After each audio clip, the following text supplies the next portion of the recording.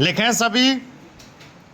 पश्चिम बंगाल चुनाव के पहले और चुनाव के दौरान तो हिंसा से बच गया, लेकिन चुनाव बाद हिंसा से नहीं बच पा रहा है।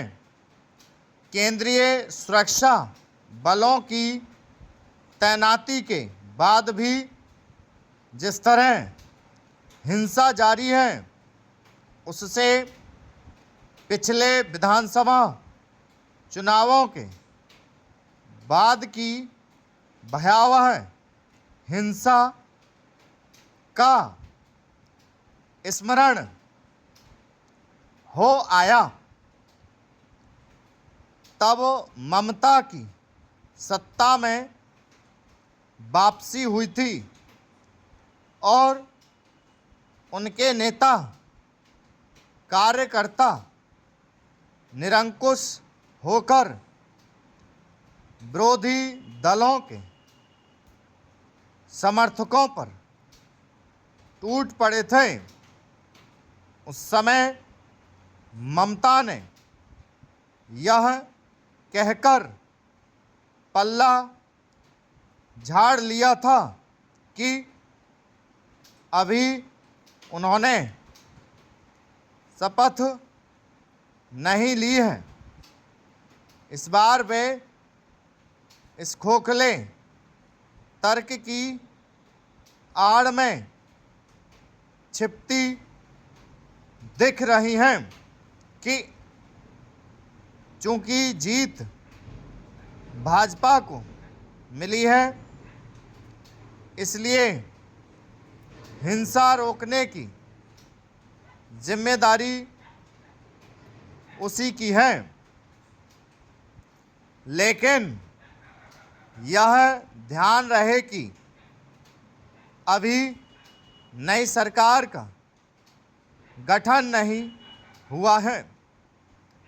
यह मानने के अच्छे भले कारण है कि बंगाल में हिंसा इसलिए हो रही है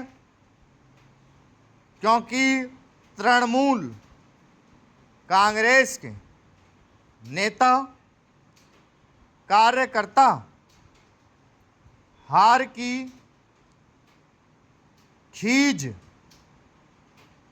भाजपा समर्थकों पर निकाल रहे हैं। ममता ने यह कहकर एक तरह से अपने समर्थकों को उकसाया ही है कि वे हारी नहीं, बल्कि उन्हें हराया गया है और इसलिए वे त्यागपत्र नहीं देंगी। स्पष्ट है कि वे चुनाव बाद हिंसा भड़काने के आरोपों से बच नहीं सकती। स्पष्ट यह भी है कि तृणमूल समर्थक आतंकित करने वाली हिंसा को जो परिचय दे रहे हैं, वह उस हिंसक राजनीतिक संस्कृति की देन है जिसे ममता ने पिछले